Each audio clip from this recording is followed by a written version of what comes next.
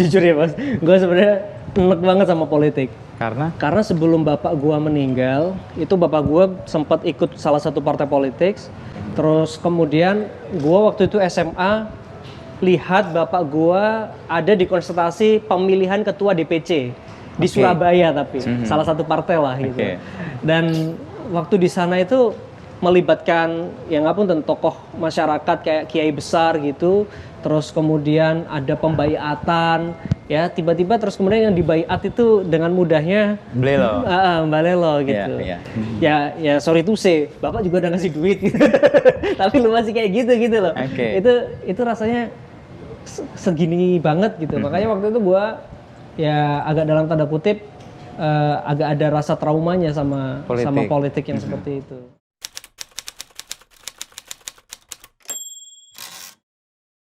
Lama kita nggak ketemu ya. Terakhir ketemu ya di Amerika. Disebutin tiba-tiba kayak bang. Disebutin ya gitu. Kita kontak-kontakan, saling ngecek di Instagram. Ini Gus Ipin ada di New York nih. Terus kita kontak-kontakan, kita ketemu terus di sana. Ya. Waktu itu acara apa, Mas Ipin? Waktu itu aku ada acara sama teman-teman WGDP sama Ivanka. WGDP, ya itu kayak side eventnya apa namanya? Sidang tahunan PBB. Jadi ada ada yayasan namanya La Meridian lah. Itu yang invite kita jadi peserta. Jadi di situ banyak praktisi, banyak pakar yang ngomongin tentang gimana mengakhiri kemiskinan gitu ya, gimana peran perempuan itu sangat penting, dan waktu itu speaker utamanya Ivanka Trump. Nah, terus kita kemudian ada satu diskusi panel tersendiri dari 17 negara yang memang jadi ambasadornya itu, dan di Indonesia perwakilannya saya dan satu-satunya laki-laki bos. Makanya gue nyariin lu, cari temen bos. Ini di New York ngapain ya, ngapa-ngapain gitu, cewek-cewek semua kan. Wah, sungkan kita. Ada lu lagi update ya, lagi di New York, wah asik nih. Tapi posisi waktu itu sampai ke sana itu ceritanya gimana? Sampai kepilih dan 17 negara yang diundang untuk hadir di event yang gede banget sebenarnya. Jadi kebetulan saya waktu jadi wakil bupati kan concernnya kan ke kemiskinan. Jadi kita ini kan ex officio tim koordinasi penanggulangan kemiskinan. Kemudian ada program gerakan tengok bawah kemiskinan. Terus kemudian kita sempat ada satu piloting sama USAID, yaitu program jadi pengusaha mandiri. Dan dirasa itu sukses. Kemudian karena kesuksesan itu kita dinominasikan oleh USAID ke White House. Memang ngomong kalau nggak janji kalau bisa diterima, karena memang diseleksi langsung sama White House gitu. Dan ternyata terpilih lah gitu. Itu sebenarnya programnya program IVLP sih.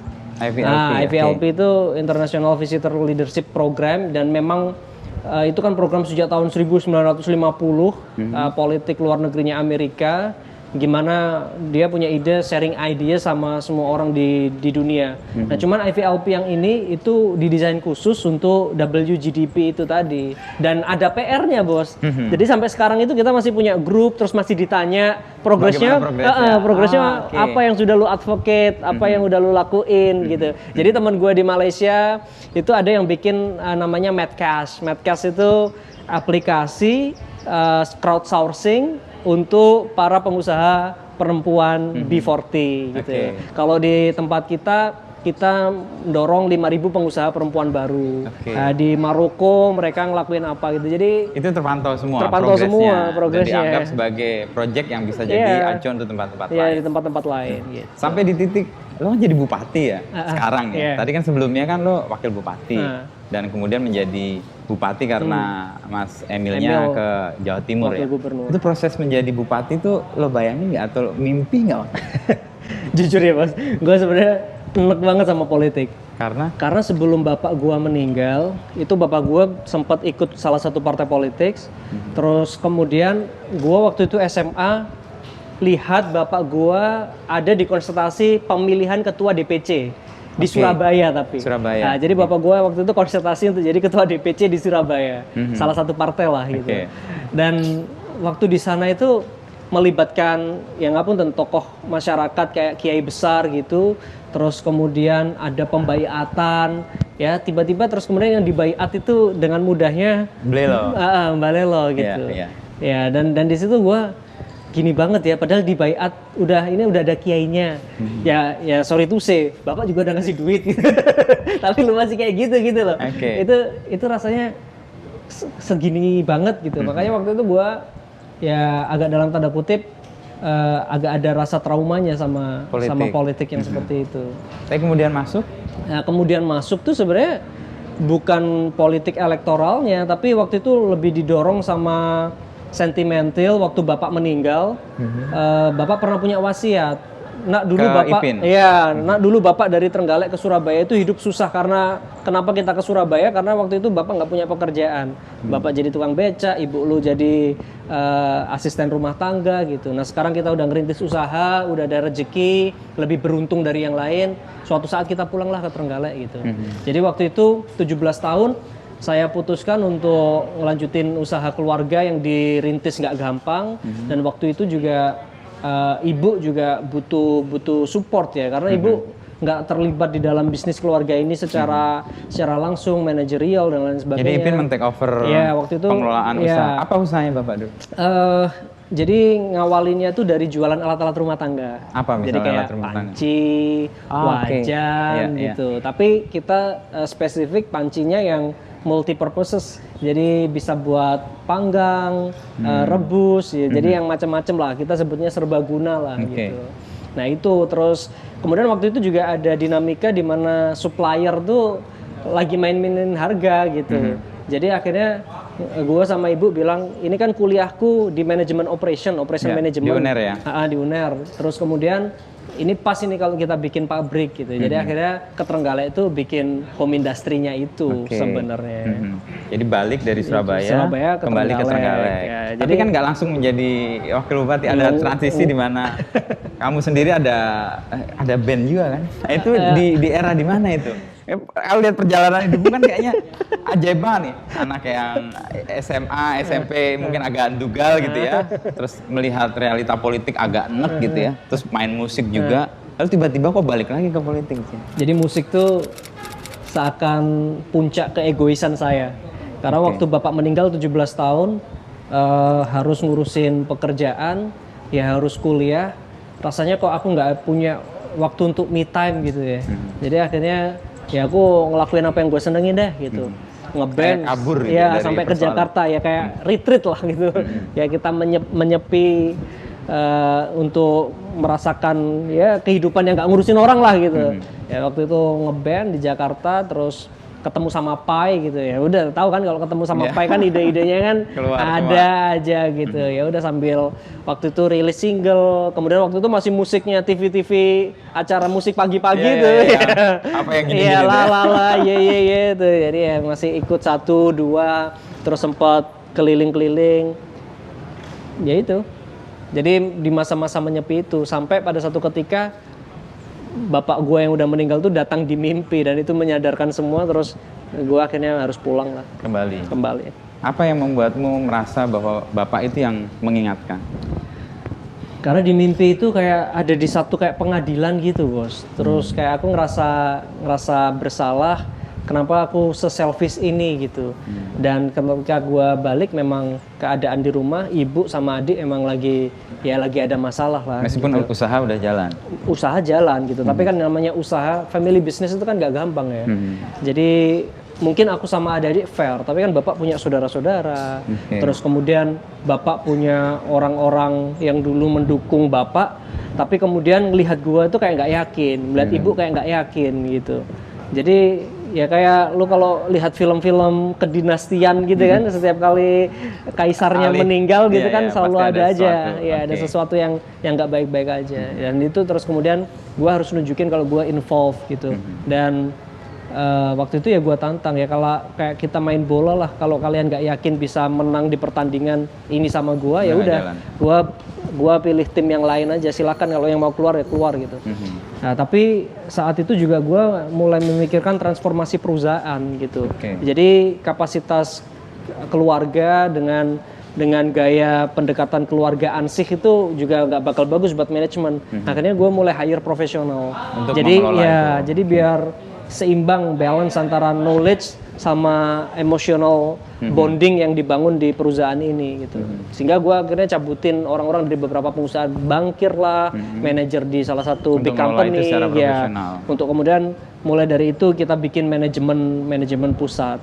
Itu belum kepikir soal politik? Gua nggak kepikir loh. Terus gue setelah settle di pusat di Surabaya, gue akhirnya kan jaringan distribusi waktu itu bapak meninggal tuh baru ada cabang atau kantor atau sales point itu sekitar 15 sekitar 15-an lah di 15 kota. Nah, terus ketika gua, ibu, adik-adik masuk tuh bisa sampai 35 gitu. Jadi memang cukup growth gitu. Terus akhirnya kebutuhan barang kita butuh banyak, terus kita putusin kita bikin lini produksi sendiri di Trenggalek. Karena panggilan atau wasiat bapak itu tadi, gue pulang ke Trenggalek gitu. Sentuhan kemudian maju ke Wagub waktu itu kan heboh sih, karena satu, lo paling muda tuh ketika terpilih ya. Menjadi wakil bupati usia 25 tahun, 10 bulan, 10 hari. Bener banget itu. Karena ada catatan murinya itu. Gue baca juga dan ada berita juga di kompas.com. Iki sopo arek iki senom banget, 25 tahun lo jadi wakil bupati. Itu dari lo ngusaha, sadar bahwa selfish itu nggak benar dan lo harus balik ke Trenggalek, lalu kemudian ketemu politik tuh gimana? Padahal lo sendiri benci sama politik. Jadi waktu itu satu panggilan hatinya waktu kita bikin pabrik satu, banyak lamaran pekerjaan, ada kepala desa datang, Pak ini saya ada tanah. Orang saya banyak yang nganggur, dibeli dibuat pabrik. Oh sampai segitu? Iya, akhirnya gue bikin pabrik dan itu pertama kali kesadaran gue, HRD lu nggak boleh nge-hire orang. Yang hire harus kepala desa, lu cuma nyeleksi. Karena gue pengen pabrik ini benar-benar bermanfaat untuk masyarakat sekitar. Akhirnya udah ada 2 pabrik, itu lamaran pekerjaan masih banyak. Gue kan juga secara cash flow kan ngap juga bos. Wah masa nyediain lapangan pekerjaan segini banget ya, susahnya lapangan pekerjaan. Ternyata yang gue lihat bukan karena lapangan pekerjaannya, sebenarnya mereka ini multi job sebenarnya, karena mereka petani di sambil sela-sela nunggu hasil panen, mereka harus cari tambahan penghasilan gitu. Nah terus akhirnya gue juga ada kesadaran, berarti petani ini nggak cukup untuk dari pertanian. Berarti ada yang harus dibenehin apa ya? Untuk support sistemnya. Ya terus waktu itu gue jalan-jalan juga lihat saudara gue cari pupuk susah. Terus kemudian biaya untuk bertani itu mahal karena air nggak semuanya irigasi bagus, ada yang pakai diesel segala macam. Akhirnya waktu itu gue sama teman-teman kenapa nggak organik aja ya? Kalau organik kan biayanya murah, dijualnya bisa lebih mahal. Ya akhirnya sesimpel pikiran itu, ya udah deh sosialisasi pupuk organik. Jadi gue izin sama ibu sama keluarga di rapat komisaris gitu. Ini CSR-nya ditaruh di Trenggalek semua ya gitu. Buat sekolah tani berangkat gitu. Dari CSR ya, CSR. Ya? Jadi buat sekolah tani gitu. Akhirnya kita bikin sekolah tani itu. Keliling lah. Nah, kebetulan ada salah satu saudara paman yang maju jadi anggota DPR kabupaten, ketemu di situ juga. Jadi paman gua ajak waktu gua sekolah tani, kalau ada sumbangan ke pondok kemana gua undang paman. Ini paman gua mau maju nih gitu. Tapi gua yang ngomong gitu. Nah ternyata nggak tahu tiba-tiba waktu setelah pilihan DPR waktu itu terus ada pilpres Pak Jokowi Pak Prabowo yang 2014. Pertama ya yang pertama tuh. Terus nah itu juga lucu. Gua bertemu sama Pak Mahfud MD di salah satu kegiatan kampanye. Ya Pak Mahfud MD kesini. Jadi gue dampingin Pak Mahfud MD naik helikopter dari Surabaya. Waktu itu masih Prabowo kan Pak Mahfud MD? Iya masih Prabowo gitu.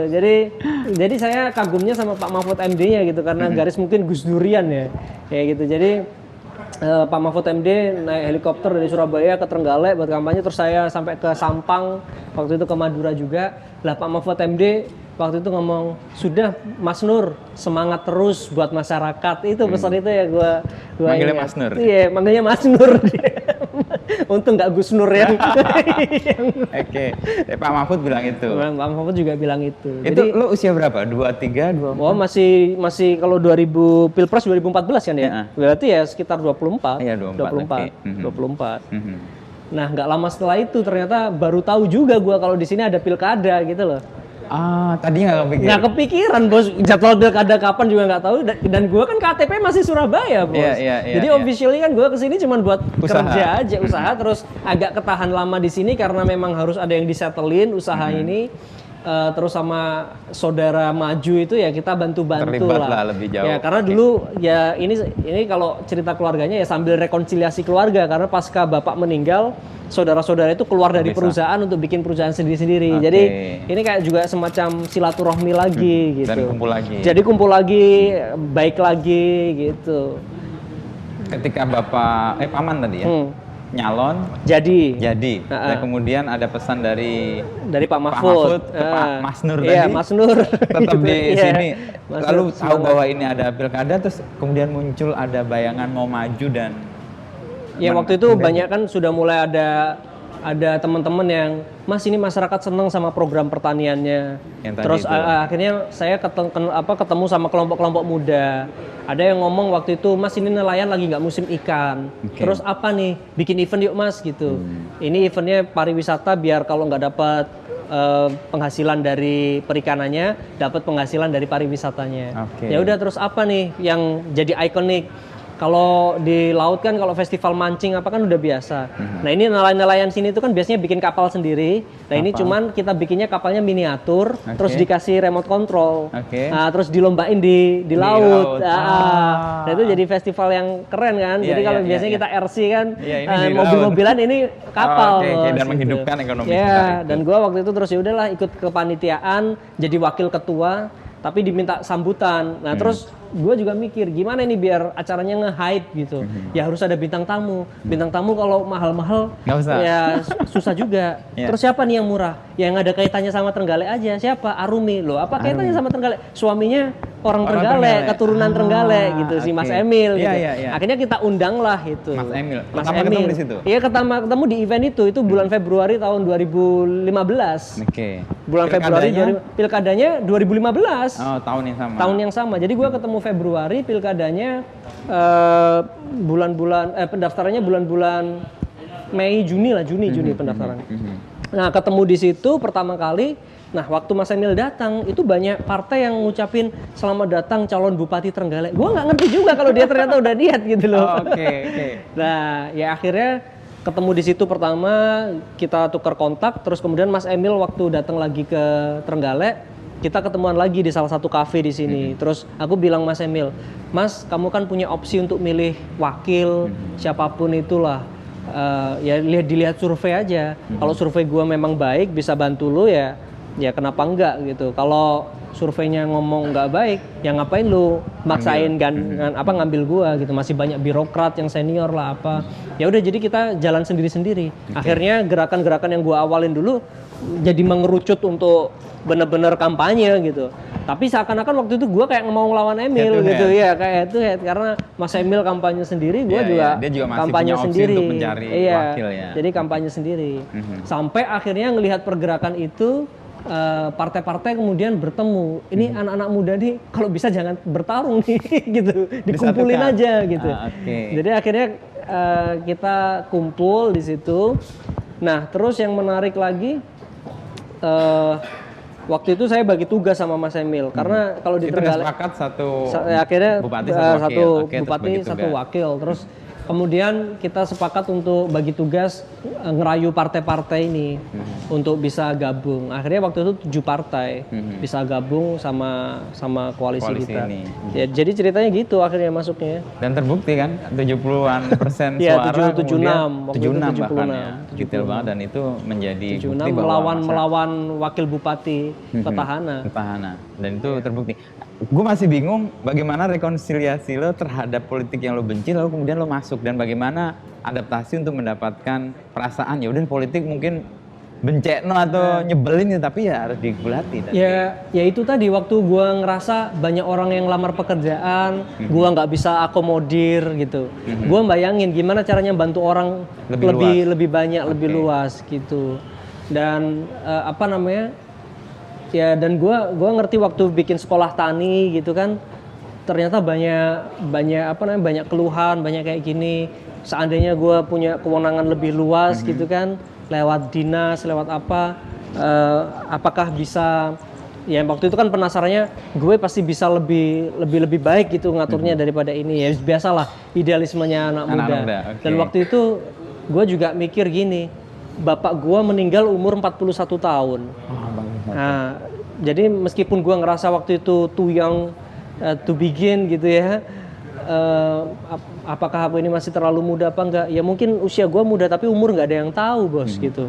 Jadi ya selama ada kesempatan ya udah kita manfaatin lah sebagai bentuk ya syukur kita dari waktu ya. Terus ya kemudian juga dalam tanda kutip ya semoga bisa menjadi penghapus dosaku waktu gue menyanyiakan waktu ngeband itu ya, mungkin nggak sia-sia sih.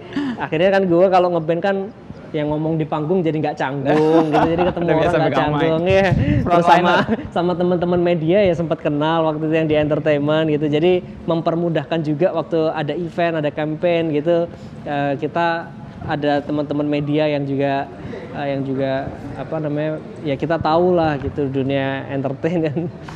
Hal-hal yang tadinya membuat lo benci ke politik tertemukan nggak ketika jadi wabah? Ternyata gini, yang penting lu di depan punya standar lu sendiri. Okay. Contoh, gua nggak mau sama sistem politik yang kayak begitu. Okay. Dan ini cara kita dan kita punya alasan. Contoh ya kayak kalau isu-isu di luar kan gitu kan terkait kayak masalah mahar dan segala macam gitu. Itu hilang semua. Gua sama apa namanya sama Mas Emil waktu itu, Mas kita mau pilih jalan yang mana nih? Kalau kita ngomongnya ya udah kalau memang mau isunya perubahan di Trenggalek ya opsi perubahannya ini. Dan kalau ditanya mampunya kita ya kita biaya politiknya kita urunan. Tapi kalau untuk yang lain-lain kita nggak punya. Jadi kita strict di situ. Jadi ikut apa enggak gitu. Itu bahkan, bagian yang membencikan hilang. Iya, bagian yang membencikan hilang karena yang dibenci di politik nggak akan dilakukan lagi. Iya, dan itu kan yang dulu bapak gua kan udah setor duit lah untuk itu ya. Itu udah dibayar sama kiai besar. Dan salah satu kiai ini sekarang jadi salah satu tokoh nasional di pusat bos di Jakarta gitu. Ini kiai besar ini dari Surabaya gitu. Terus kemudian apa namanya sehingga sampai sekarang pun kayak gua pilkada yang ini sama sekali bos nggak ada yang namanya mahar itu. Jadi yang ada cuman lu punya apa namanya punya modal ya ada kan untuk operasional buat saksi dan segala macam. Ya udah itu dibuat jaminan gitu. Dibuat jaminan nanti terus dikembaliin lagi untuk operasional. Dan itu dilaporkan semua ke KPU dan dilaporkan semua ke KPK kan biaya kampanye itu. Ya. Nah itu jadi serunya di situ karena kita bikin standar di awal gitu. Apa yang gue benci gue nggak mau ngelakuin nih. Makanya waktu kita pertama ketemu gue ingat di KBFP itu ya. Apa itu gue ngomong di situ sesuatu yang mungkin memanggil kebencian. Gue bilang gue paling benci sama politisi. Kalau gue ketemu politisi gue kasih angka paling 3. Ingat gak? Iya gue ingat. Kenapa? Dan gue ngefans sama lu gara-gara lu ngomong gitu. Orang ini ngomongin gue nih gitu. Terus awas lu ya gitu. Itu kerasa karena gue mewakil nggak hanya diri gue ngerasa bahwa publik juga nggak terlalu punya simpati atau punya respect kepada partai politik karena yang kita hadapi kan hari-hari pengalaman kayak terakhir orang yang kita puja-puja atau yang kita anggap baik ya di Sulawesi Selatan misalnya tiba-tiba kena KPK atau di Kementerian Sosial yang baru saja rame itu kan. Itu kan bagian yang memunculkan lagi kebencian itu. Lo memungkinkan untuk meminimalisir itu atau menghilangkan itu gimana? Support system ya. Karena tentu kita waktu masuk itu kita udah berada di culture yang mungkin nggak suportif terhadap itu.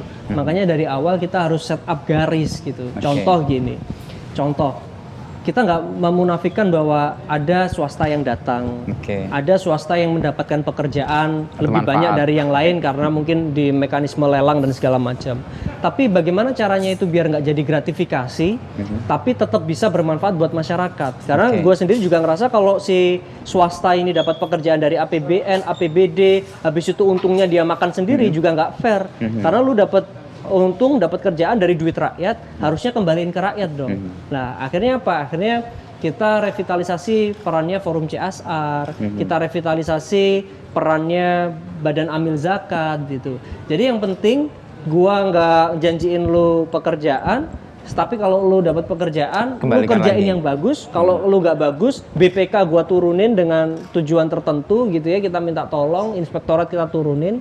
Nah, tapi kalau sudah kerjaannya bagus, lu dapat untung, dibagilah untungnya sama rakyat. Nggak usah dikasih sebagai gratifikasi. Ya insya Allah saya cukup dan Allah bakal ngasih rezeki dari tempat lain. Tetapi kalau untuk masyarakat kan nggak mungkin duit pribadi gua bisa cukup untuk bantu masyarakat gitu. APBD aja nggak cukup gitu. Tapi kalau ada peran swasta, ada public private dialog gitu ya, yang konstitusional gitu ya, dipertanggungjawabkan. Ya udah, kan nggak salah lu sebagai swasta zakat, lu sebagai swasta kemudian ada CSR dan itu semua masuknya ya secara konstitusional kayak CSR gitu. Kita nggak pernah terima duit. Jadi gue butuhnya apa? Kafe kontainer gitu. Ya udah, lu bikin kafe kontainer, terus nanti serah terima barang ke pemerintah kabupaten catat itu aset, baru kita rawat. Gitu. Nggak dapat manfaat pribadi dari itu. Ya manfaat pribadinya gue dilihat orang bagus, gitu aja kan. Itu yang lebih penting kan gitu. Doanya orang-orang yang merasa terbantu gitu. Dan kayak Basnas, dulu gue pertama kali masuk wakil bupati itu sebulan cuman ada duit 11 juta, bos. Jadi kalau setahun mungkin ya sekitar 130-an lah, 130-an juta. Sekarang setahun minimal 4 miliar, bos. Dan itu akhirnya kita bisa ngasih BPJS ke orang-orang yang belum pernah dapat BPJS. Jadi Basnas mengcover dia selama setahun ini, nanti tahun depan karena baru ketahuan kan data miskinnya kita masukin ke APBD gitu. Jadi Basnas nanti cover yang lain gitu. Jadi harapannya nggak ada lagi orang miskin kesusahan untuk berobat lah dan segala macam. Karena sistem yang support itu tadi. Jadi gerakan Tengok Bawah itu sebenarnya cuma 3 platform. Sedekah informasi, sedekah partisipasi, sedekah rizki. Udah, kita dorong itu.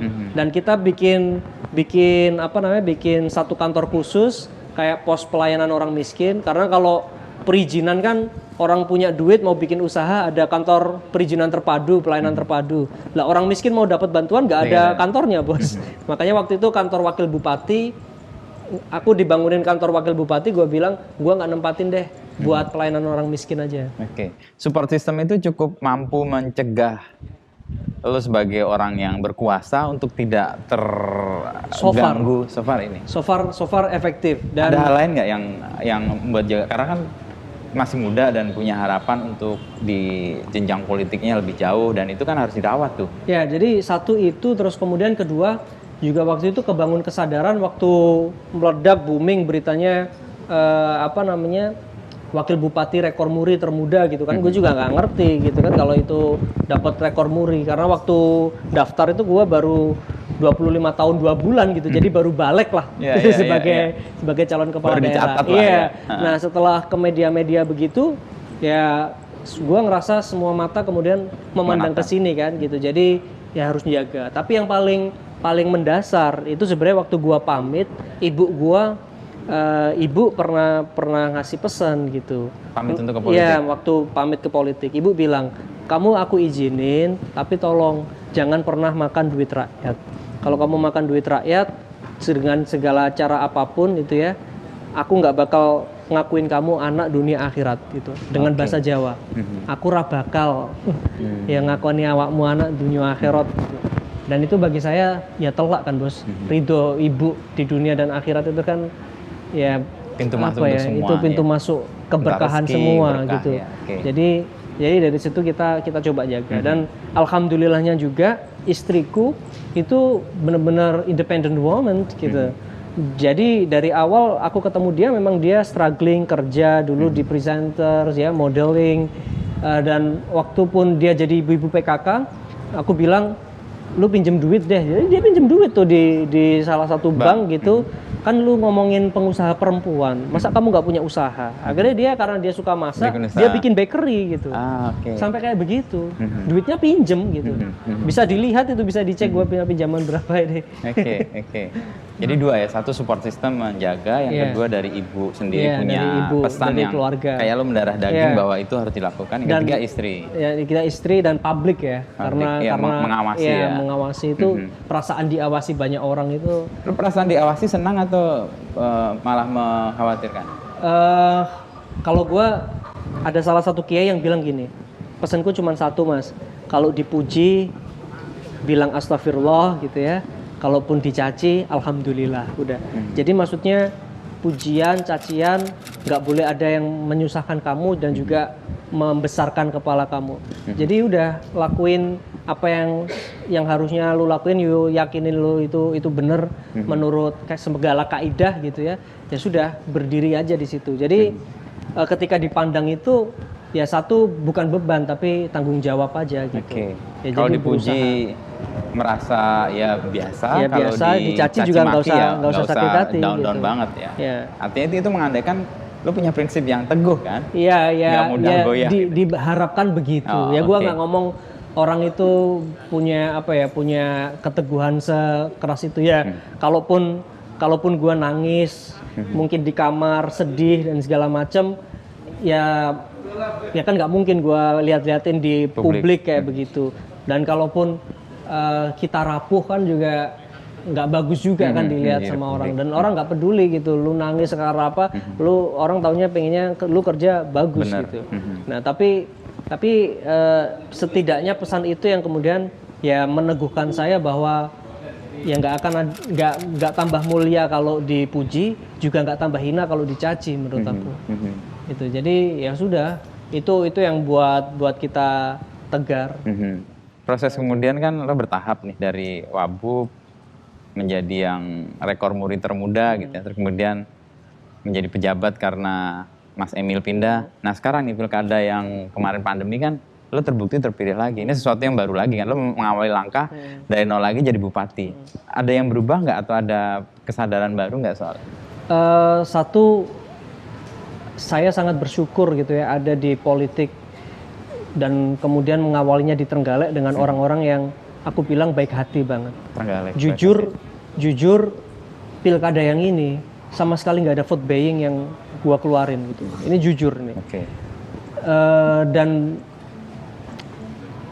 aku masih bisa dapat 68% dari survei yang sebenarnya angkanya di 75 sampai 80. Ya memang ada orang yang berpindah pilihan karena bukan strong voter, karena dapat vote buying dari sebelah.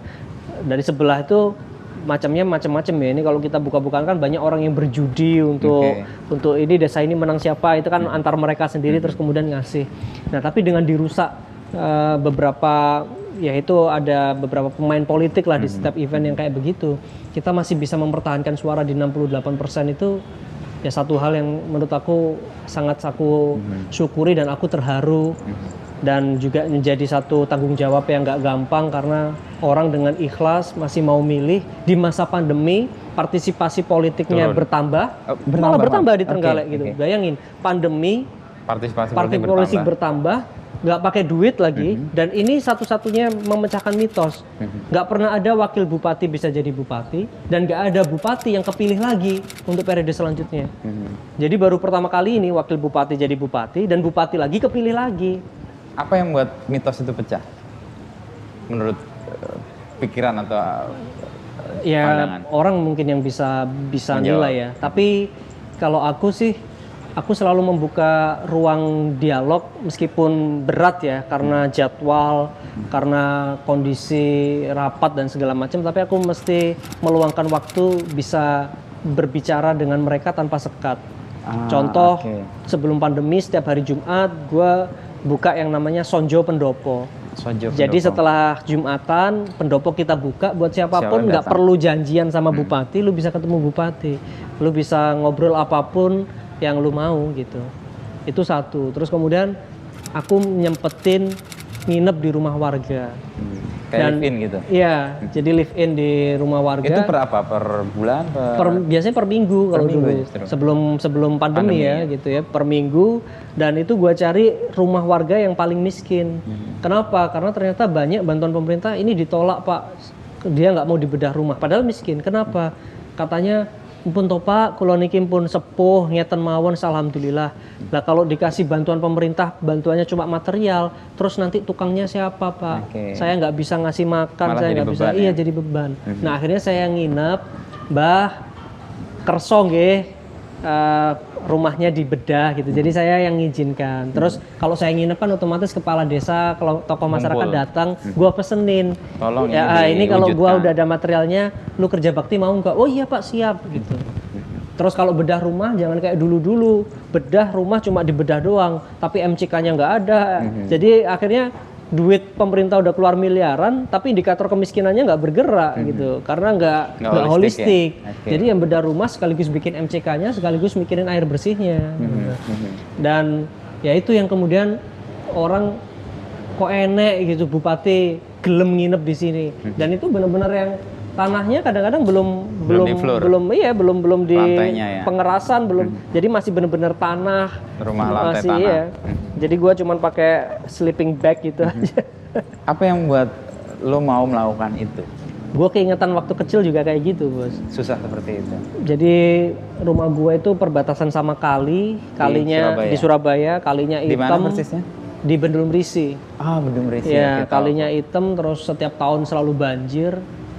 Jadi ya kalau ngomong masalah kemiskinan memang ada sentimental tersendiri karena ya gue dulu pernah jadi inferior, sepatu nggak kuat beli, seragam juga yang teman-teman lain seragamnya baru, seragam gue udah kuning kayak gitu.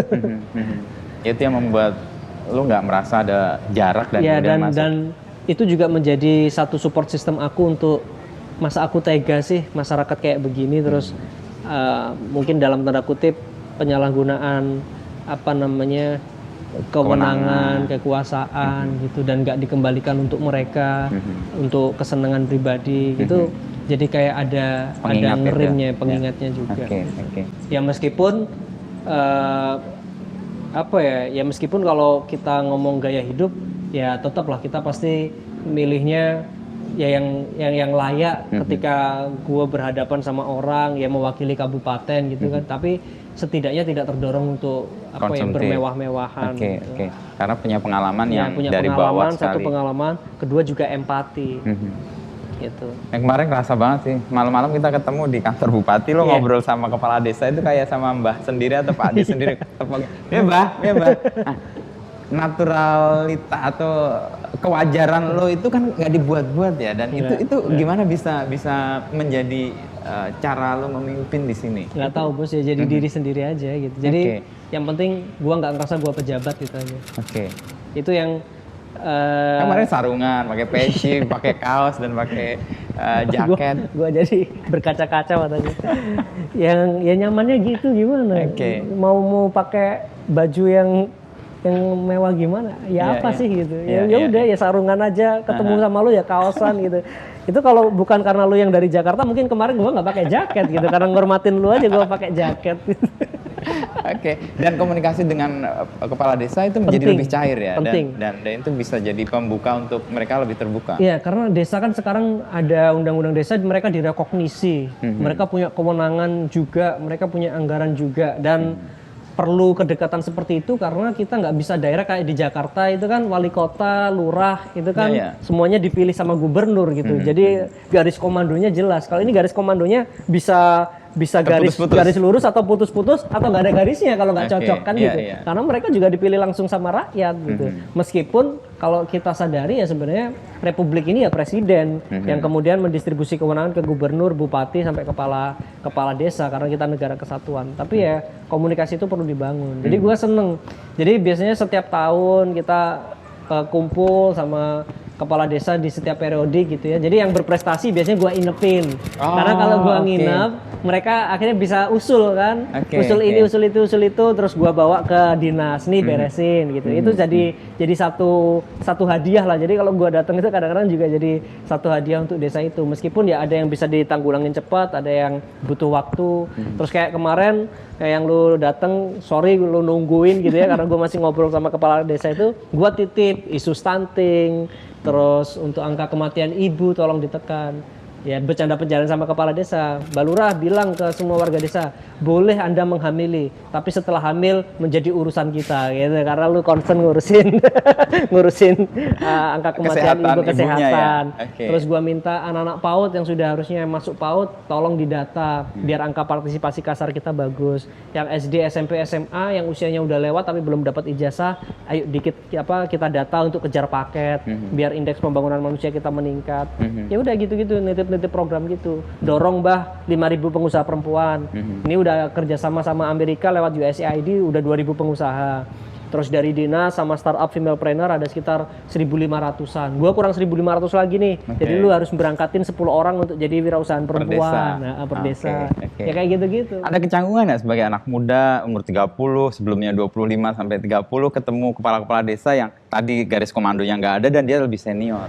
Enggak, jadi narasinya gua bangun gini. Mbah, lu kalau lu punya bupati, lu pengen menghormatin bupati lu atau pengen bupati yang kalau dimintain tolong disuruh-suruh lu nggak sungkan. Ya itu yang disuruh-suruh nggak sungkan. Ya udah milih yang anak muda yang kayak cucu lu gitu. Jadi lu nyuruh-nyuruh bupati, Pak Bupati ini jalan gua rusak, ini butuh ini, lu nggak sungkan. Nggak masalah mereka menyuruh-nyuruh. Yang penting kan pembangunannya jalan, Bos.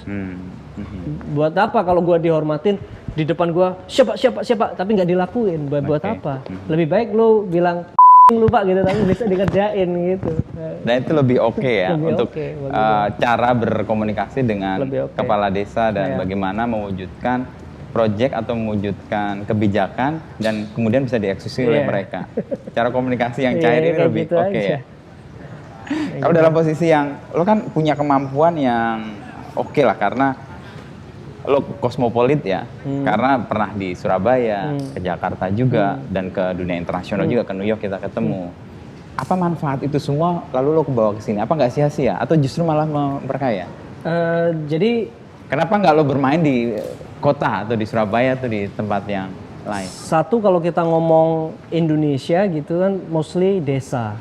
Itu dulu. Jadi rasanya kalau semua orang mencurahkan pikirannya ke kota-kota, siapa yang ngurusin desa-desa ini? Jadi semuanya harus tumbuh berseiring. Jadi urban dan rural linkage itu harus benar-benar kejadian. Terus yang aku dapatkan dari kota-kota besar tuh, mereka itu seperti gambaran. Masa depan desa itu kayak apa besok? Jadi ada tempat untuk melihat. Iya, untuk melihat. Kita mau jadi seperti itu atau enggak? Jadi kita bisa memprediksi. Mungkin masa depan Trenggalek ini kalau dikelola baik bisa jadi kayak kota ini, kalau dikelola buruk bisa jadi kayak kota ini. Kejadian macet mungkin, kejadian banjir, kejadian apa gitu. Nah, kemudian kita harus prepare dari sekarang nih gitu. Nah, itu yang seru dari perjalanan kita ngelihat banyak tempat kota, banyak negara, dan kita persiapkan untuk itu. Jadi suatu saat kemudian populasi ini bertambah dan mungkin nggak menutup kemungkinan Trenggalek juga menjadi salah satu pusat pertumbuhan baru. Nah, sehingga tidak problem kota yang mungkin sekarang dihadapi oleh kota-kota itu kita nggak terulang di sini karena kita bisa memprediksikan gitu.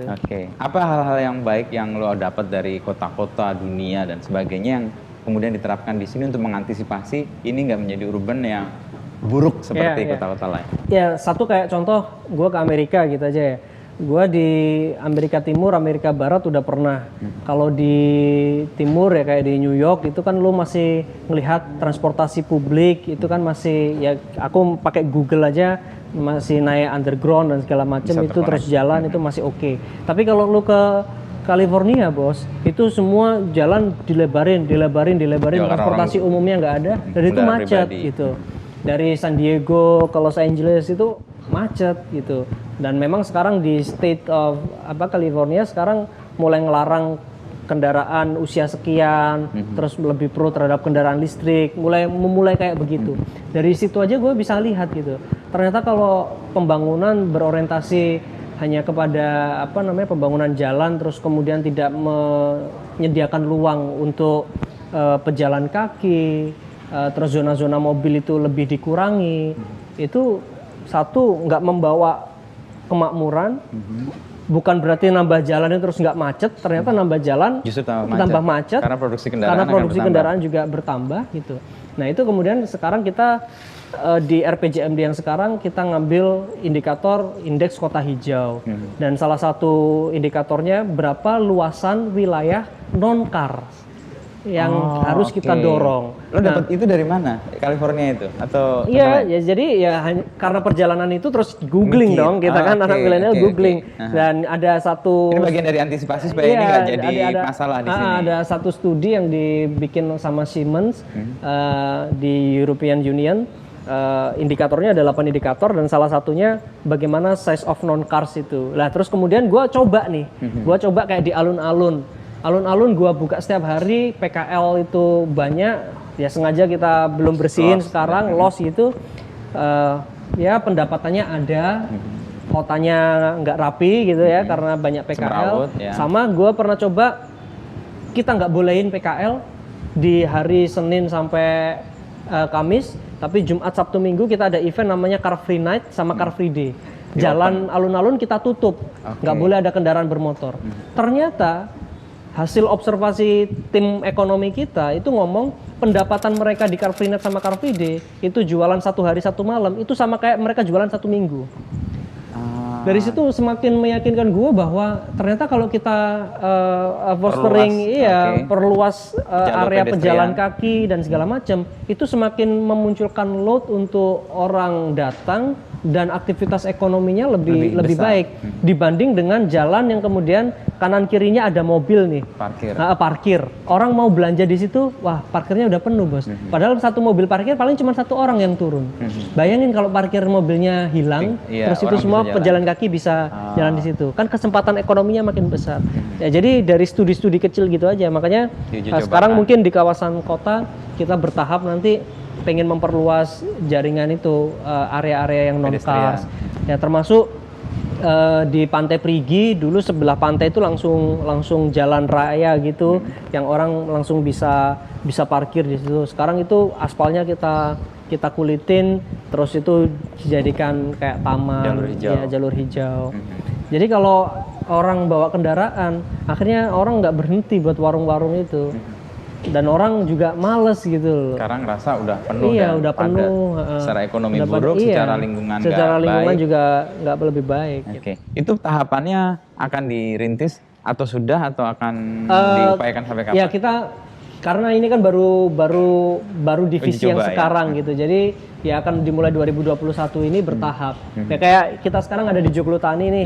Ada di Agropark. Tadi lu lihat ada pompa air solar panel ya itu. Ajaib juga sih di sini ada solar panel. Iya, itu untuk pertanian organik dan juga energi terbarukan. Jadi kita pingin ngajarin circular, terus kemudian lebih ke pro environment itu sedikit-sedikit ya kita belajar lah. Gue sendiri juga nggak ngomong kalau gue ini orang yang benar-benar hijau gitu juga enggak. Tapi paling enggak kan step by step kita lakuin ke sana. Terus juga aku ngelihat budayanya orang Trenggalek ini kan memang dari dulu naik sepeda sebenarnya.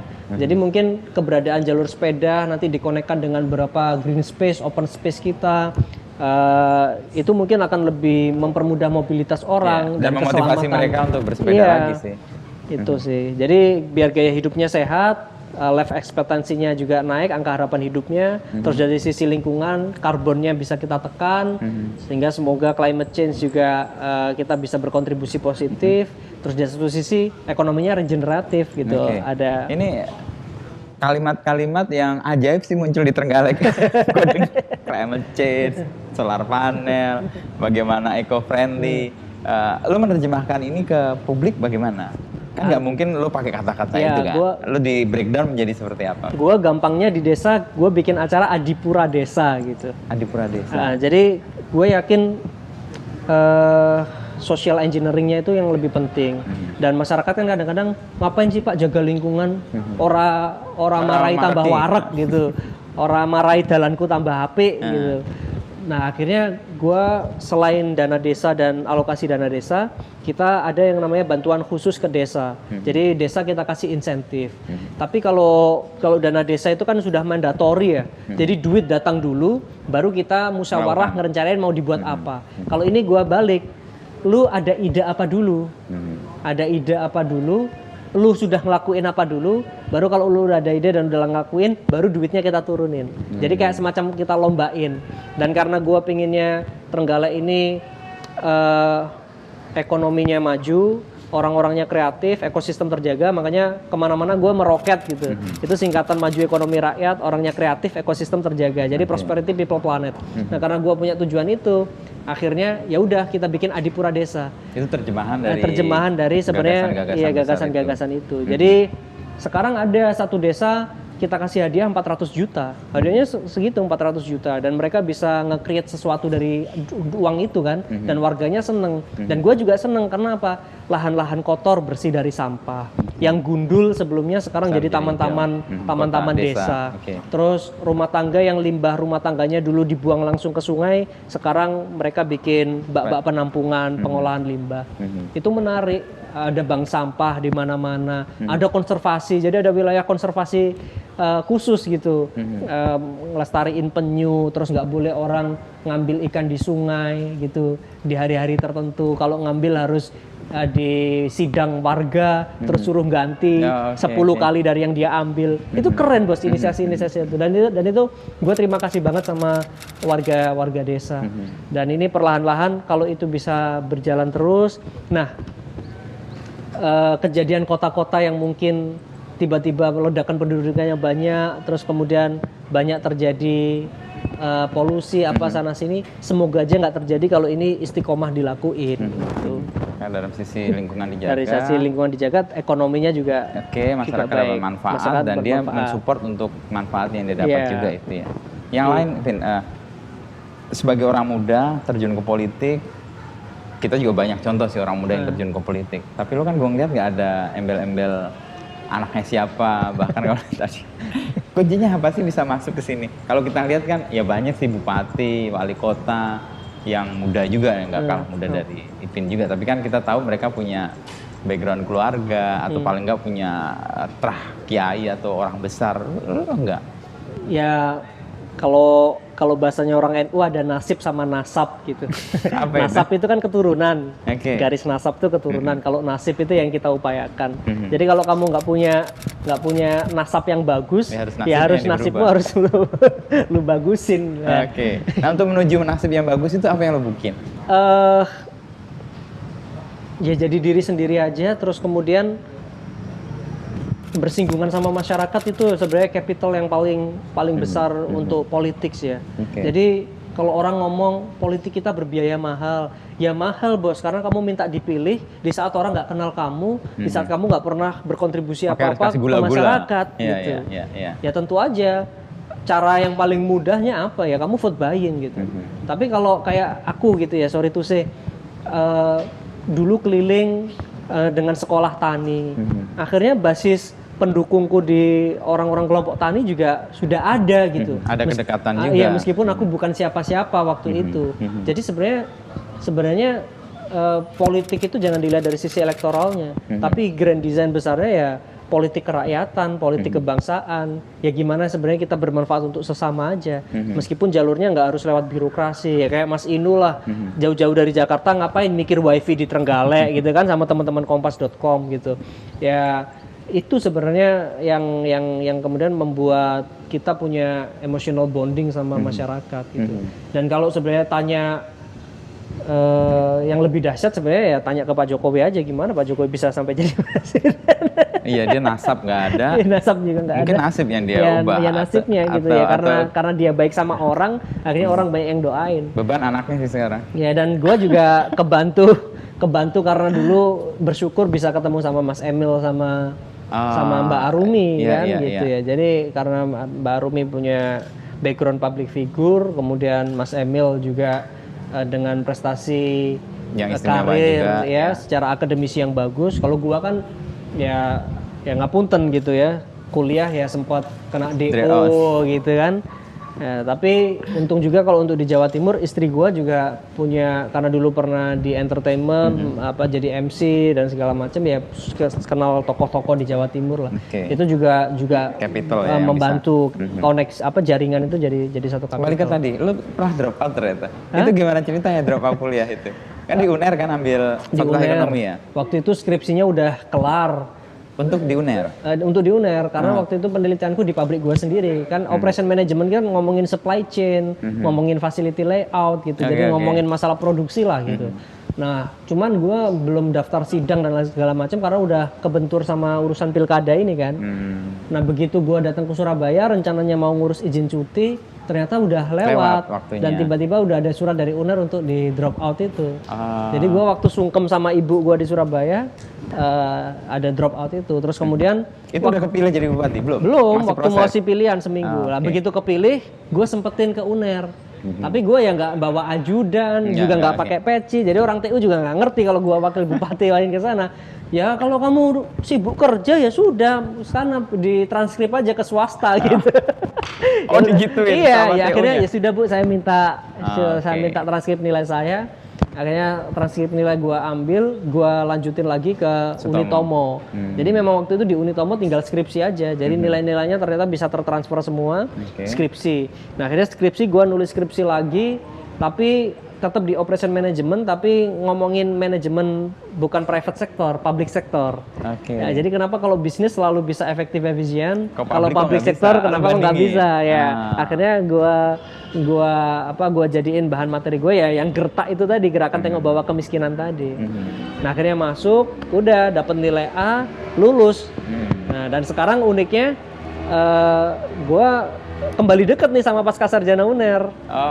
Dan kita diskusi ada satu jurusan baru yang mau diangkat di UNER, yaitu pasca sarjana jurusannya Magister Pemberdayaan Perempuan.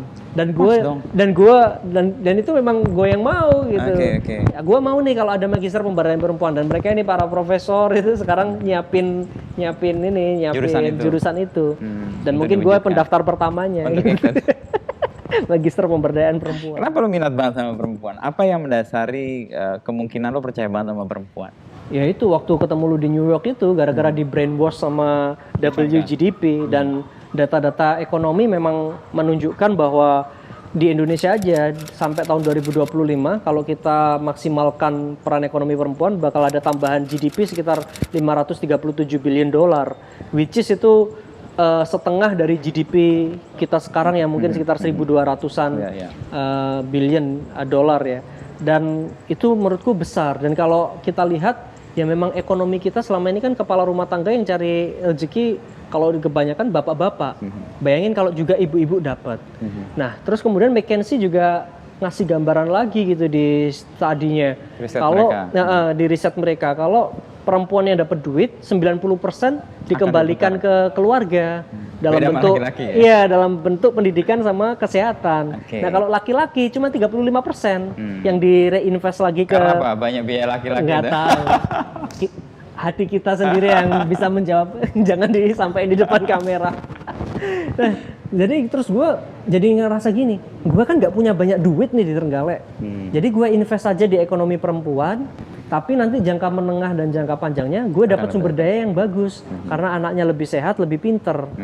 Dan istri gue tim penggerak PKK, gue minta campaign itu kemana-mana. Kita punya akademi perempuan, ada rumah perempuan, ibu-ibu semangat gitu. Dan inilah yang akhirnya kita pilih, dan aku pengen gagasan itu kalau kemudian di backup dari sisi akademis, legitimasinya lebih kuat, biar nanti suatu saat kalau ada daerah lain yang mau mau studi atau apa, itu minimal literatur akademiknya ada, terus lesson learn provennya juga ada, ya sehingga harapannya gerakan ini nanti jadi gerakan ke semua lini. Dan aku kan juga sekarang lagi dorong indeks pembangunan ekonomi inklusif. Nah di Bappenas tuh salah satu indikator komposit pembentuk indeks pembangunan ekonomi inklusif itu kontribusi pendapatan perempuan. Ya, jadi sekarang kita lagi galakin perempuan-perempuan ini lebih banyak yang jadi womenpreneur lah. Ya, karena terbukti sih kalau kita lihat ke penerima Nobel Perdamaian, Grameen Bank, Mawar Yunus itu kan juga mereka memberdayakan perempuan. Ibu-ibu perempuan. Karena perempuan itu yang membuat ternyata daya dukung di keluarganya itu makin kuat. Para penerima kredit perempuan itu jauh lebih lebih tertib untuk mengembalikan. NPL-nya kurang. Sama di Trenggalek gue ada kredit Gangsar namanya Mas. Kredit Gangsar. Pedagang pasar. Kan pedagang pasar ini mayoritas ibu-ibu. Nah, mereka kita kasih loan cuma 2% setahun. Kok bisa murah pertanyaannya? Karena CSR Bank Daerah kita gunakan buat mensubsidi bunga kredit yang seharusnya. Jadi kalau bunga kredit normal 7% gitu ya, itu berarti yang 5% kita subsidi. Jadi kita bisa itu kasih ke 2%. Terus kemudian mereka yang dapat pinjaman ini tanggung jawab renteng. Jadi satu orang nggak bayar, katakanlah ada 10 orang yang 9 orang harus bayarin. Akhirnya 0% bos NPL. Udah miliaran digelontorin 0%. Balik semua. Jadi ibu-ibu ini bisa dipercaya, terus kalau komitmen ya tangguh ya. Beneran. Hebat perempuan, makanya kita nikahin perempuan ya. Makanya kita nikahin perempuan ya. Gak mau nikahin cowok ya. Posisi lo dulu bermusik itu lo anggap sebagai selfish ya, yang lo cari waktu untuk kesenangan sendiri. Dan membuat lo kemudian ngerasa akhirnya balik ke sini lagi. Ada kerinduan ke situ lagi nggak? Atau udah ya sudah lah, itu bagian dari masa lalu yang lewat gitu aja. Ya palingan ngulik-ngulik aja, di-share gitu kalau pas lagi ada waktu. Terus kan kalau di Trenggalek ini juga banyak komunitas gitu ya, dan mereka juga ya main musik gitu ya. Jadi biasanya gue masih sering latihan tuh, ada ya sering ngejam sama lo apa megang album siapa? Enggak, gue nyanyi aja. Vokalisnya. Nyanyi aja. Jadi kalau kangen lagu-lagunya Led Zeppelin gitu-gitu main sama mereka gitu. Dan untuk itu nggak ada soal bahwa nggak ada ya kan, bupati bahwa itu enaknya kita jadi bupati kan, ada komunitas suka bola kita ikut main bola, ada komunitas suka musik kita ikut nimbrung. Jadi itu jadi bentuk jadi bentuk kemewahan batin tersendiri lah, punya banyak teman di Trenggalek dengan berbagai macam hobi yang kita juga bisa ikutan nimbrung gitu. Jadi kayak social capital juga ya. Lo bisa ke petani, anak-anak muda yang suka musik, Dan kalau tadi kita ngomong soal bonus demografi, soal anak muda di Jawa Timur kan paling gede ya. Dan tadi kita ngobrol tercermin di banyak kepala daerah yang mewakili itu dan mencerminkan bahwa gairah untuk membuat anak muda punya peran gede di politik tuh ada. Ini sesuatu yang lo lihat sebagai apa? Ya tantangan dan berkah buat Jawa Timur karena bonus demografi kita puncaknya di tahun 2019. Di saat prediksi Indonesia itu puncak bonus demografi keseluruhan 2030. Kita udah mendahului. Iya, artinya Jawa Timur mendahului, artinya juga orang lain kalau mau lihat besok bonus demografi Indonesia itu sukses apa enggak, ya lihat aja hari ini Jawa Timur sukses apa enggak gitu. Dan sekarang hampir separuh dari kepala daerah di Jawa Timur itu mungkin usianya di bawah 45 tahun loh. Gitu. Jadi ini juga kepercayaan publik terhadap anak-anak muda di Jawa Timur juga besar. Tinggi. Ini juga tantangan. Bisa lebih baik apa enggak gitu. Iya. Apa yang kira-kira membuat tantangan itu menjadi buruk? Atau membuat orang kapok? Dan tidak memberi kepercayaan lagi kepada anak muda. Kalau kemudian yang memberi percayaan itu lepas tangan, nggak saling mengingatkan, nggak saling kontrol, ya bisa jadi kejadian orang yang dulu-dulu ke budaya yang sekarang ini bisa jadi, karena kan satu kepala daerah ini kan ada OPD, ada sistem yang lain yang mungkin dia juga sudah melayani berapa kali bupati, bos. Mereka yang udah lebih ngerti lah masalah dalaman pemerintahan. Kadang kita nggak ngerti angkanya, ada nolnya, ada komanya, mereka lebih tahu kan gitu. Nah jadi publik harus ikut mengawal ini gitu. Jadi publik harus ikut doain, publik harus ikut dukung gitu. Meskipun juga ada yang ngawasin, ada kurang-kurangnya disupport terus biar tetap semangat ini gitu ya. Kalau ada pencapaian ya dilanjutkan.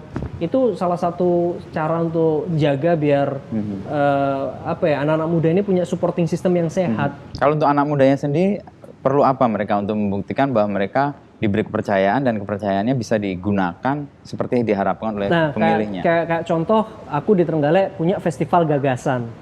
Jadi itu khusus anak-anak muda yang nggak terakomodir di forum musrenbang yang resmi. Lu bisa ngasih gagasan apapun, terliar apapun, dan gagasan terbaik kita akomodir jadi prioritas di APBD kita tahun depan. Itu satu ruang dari sisi idenya gagasan, anak muda. Kemudian partisipasinya anak muda, kita punya pasukan pink, itu yang ngurusin kemiskinan, volunteerism lah. Terus kemudian kayak yang 5.000 pengusaha perempuan ini B40 yang bisa ikut. Terus kemudian di situ ada Badi, ada Kobadi yang juga anak-anak muda bantu sesama. Ya, terus kemudian di desa-desa untuk yang pro iklim ada relawan peduli desa. Jadi mereka Karang Taruna, anak-anak muda yang nanam pohon lah, yang bersihin sungai, yang apa. Dan itu saya seneng gitu. Ada kayak begitu.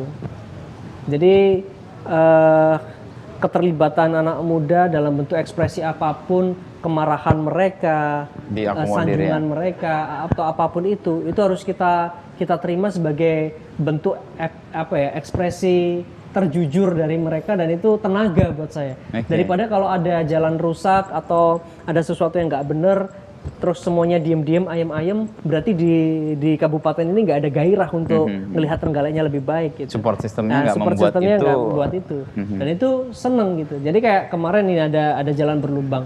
Sebenarnya gue udah tahu itu ada jalan berlubang sejak kampanye, dan ya ini sebenarnya salah, tapi gue harus terpaksa ngelakuin sebagai rakyat yang waktu itu sudah cuti, nggak bupati. Gue kontak kepala dinas, Pak tolong kalau bisa anggarannya digeser, ini ada jalan parah banget.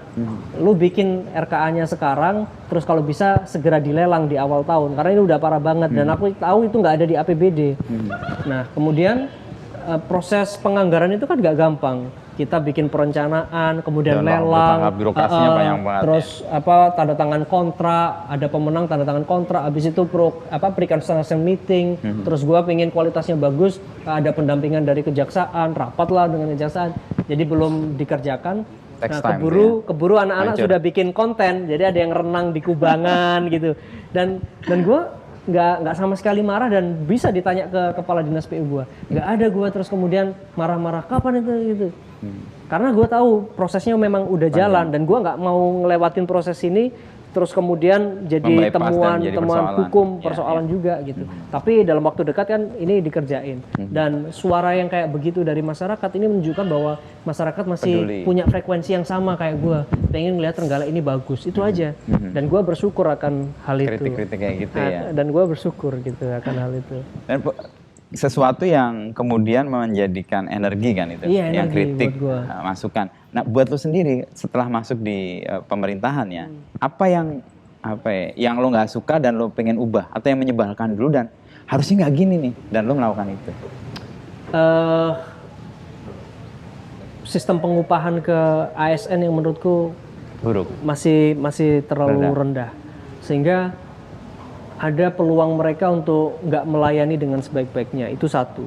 Kemudian kedua, sistem pengupahan ASN yang selama ini flat, hanya didasarkan mereka masuk apa enggak. Nah ini juga pengen kita rubah. Makanya sekarang di area reformasi birokrasi yang mau kita lakuin, nanti itu komponen terbesarnya adalah kepuasan masyarakat. Jadi lu dapet TPP lu besar atau kecil itu tergantung persentase kepuasan masyarakat. Masyarakat makin puas lu dapetnya maksimal, masyarakat nggak puas ya lu dapetnya turun. Sehingga apa? Sehingga kayak aku kan sadar kalau aku nih cuman 3 tahun, cuman 5 tahun. Kalau ASN kan lu 20 tahun, pensiun aja masih dibayarin sama negara, masyarakat sama negara gitu. Makanya gimana caranya membuat ASN ini juga punya ikatan emosional dengan rakyat. Ya salah satunya rakyat harus menjadi penentu pendapatan mereka. Rakyat happy, lu gaji lu tinggi, rakyat gak happy, ya udah. Jadi bukan cuman key performer indikatornya lewat indikator kinerja aja. Indikator kinerja itu ya output atau katakanlah outcome lah, tapi ada ultimate outcome-nya. Outcome yang lebih ya kepuasan masyarakat. Itu melabrak aturan atau harus melakukan sesuatu yang sangat besar?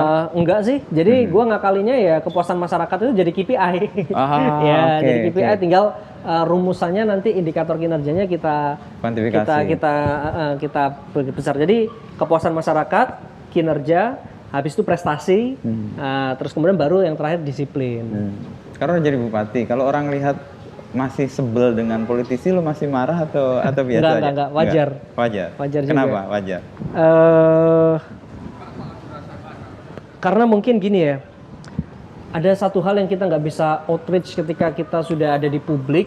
Orang kan expect 800.000 orang kayak aku gitu ya, 800.000 orang Trenggalek itu pengennya denger langsung dari saya, pengennya ngerti langsung penjelasannya dari bupatinya, pengennya ketemu langsung untuk keluh kesah, dan itu kan nggak bisa dilakuin setiap hari setiap waktu, sehingga kalau ada orang yang sebel, ngerasa politisi susah ditemuin dan segala macam, itu masih wajar. Tapi kalau untuk yang hal lain-lain, kadang-kadang politik kita itu cuman ngomong masalah ngerebut kekuasaan, itu yang gua sebel itu. Cuman ngomongin dari sisi ngerebut kekuasaannya gitu. Nggak sampai setelah kalau dapat kekuasaan itu ngapain. Nah, itu yang yang sebenarnya ya harus dilubah dari kaukus atau konsorsium kepala daerah ini yang sebenarnya mereka politisi, tapi mereka punya kesempatan merubah daerah itu biar bisa merubah citra politik secara keseluruhan lah, biar nggak urusannya itu kayak kita ini cuma ngurusin ngerebut kursi aja gitu. Orang enaknya kan di situ, sikut-sikutan sendiri buat ngerebut kursi ya gitu. Politik hari-hari ini kan isinya kayak gitu kalau lihat partai tertentu yang lagi sibuk soal itu, dan itu membuat masyarakat sebenarnya ngapain sih partai. Dan gue ngerasain itu karena gue ada di KNPI kan. Gue ada di KNPI Jawa Timur, dan lu tahu sendiri KNPI ada berapa KNPI itu. Jadi dari organisasi kepemudaannya dia udah kayak gitu. Ya nanti pasti ketika masuk ke politiknya juga gitu. Dan gampang gitu loh.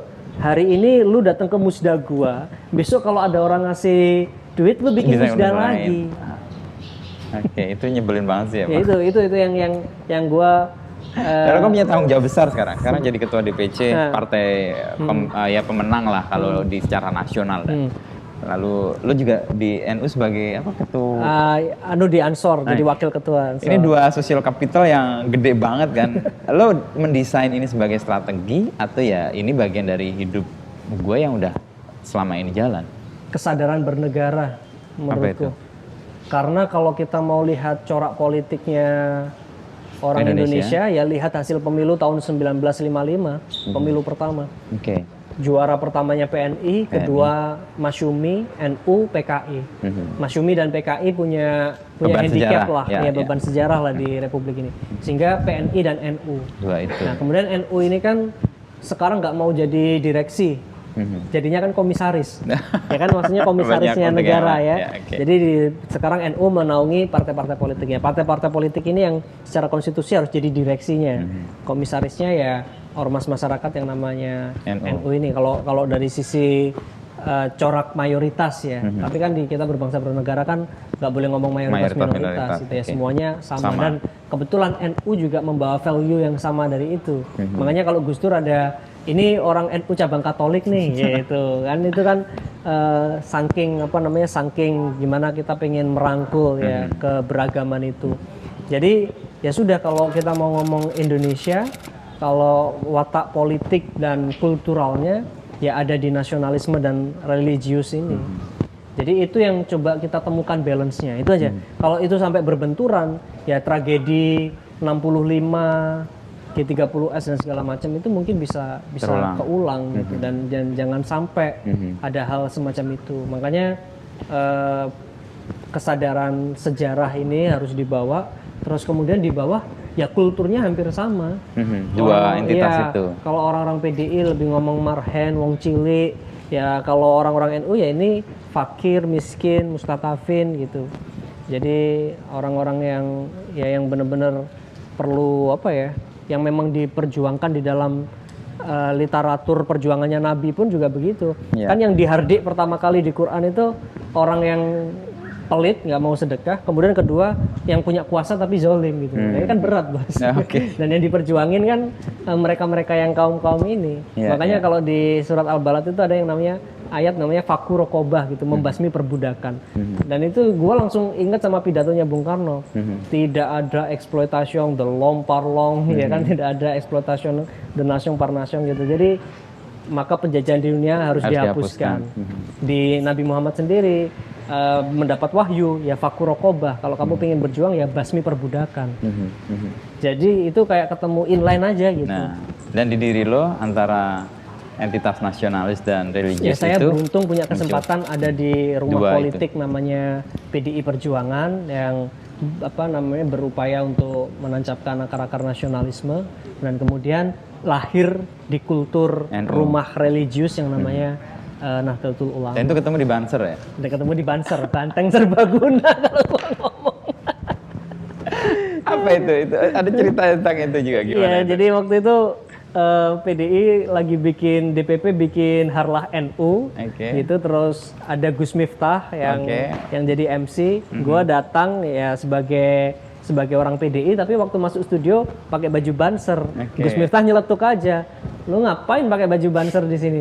Lu Banser itu ada singkatannya Gus, Banteng Serbaguna. Jadi kalau benteng ulama itu cuma membentengi aja, kita cuma defense. Kalau banteng ulama itu kalau ulama diganggu kita berani nyeruduk ya. Makanya Banser. Banteng Serbaguna. Ya lucu-lucuan aja. Ya semoga para kiai gak ada yang tersinggung nih guyonan yai. Tapi kasih NU dan guyonan-guyonannya itu kan menyegarkan dan membuat kita punya tokoh yang sangat terkenal soal itu ya, Gus Dur ya, dan membuat masyarakat juga bisa enjoy dengan hidupnya. Dengan joke apa aja nggak nyakitin hati. Nah, iya, itu kan butuh apa ya, kedalaman spiritual sama kemampuan berempati sekaligus kan. Iya. Nggak menyakiti. Gimana caranya kita ngejek lu, bikin lu bercandaan tapi lu nggak sakit hati. Nah, gitu. Dan kita berubah yang diejek. Nah, itu kan sesuatu yang skill banget tuh. Ya sih, jadi ya aku bersyukur aja bisa berada di rumah itu, dan rasanya kalau kesadaran nasionalis religiusitas itu bisa ketemu ya, Indonesia ini bakal stabil, dan menurutku energinya bisa dicurahkan untuk hal lain yang lebih urgent dari sekedar siapa yang menang, siapa yang harus dapat kursi. Itu sih. Aku pengennya kayak gitu. Dan kalau lihat dari, ini rentangnya masih panjang, lo masih 30 tahun dengan pengalaman yang satu periode dengan wakil sekaligus jadi bupati, dan ini punya modal sosial yang lo udah tahu banget bahwa Indonesia itu ya ini. Apa ini bagian strategi lo menyiapkan tahapan politik berikutnya? Atau lo punya mimpi apa yang belum terwujud? Kalau mimpi sebenarnya aku pengen satu terchallenge sekali aku di Trenggalek ini, gimana caranya ekonominya bisa boosting tetapi nggak ngerusak lingkungan, ya, terus sumber daya manusianya juga bisa rapidly growth gitu. Itu tentu mimpi-mimpi yang wajar ya.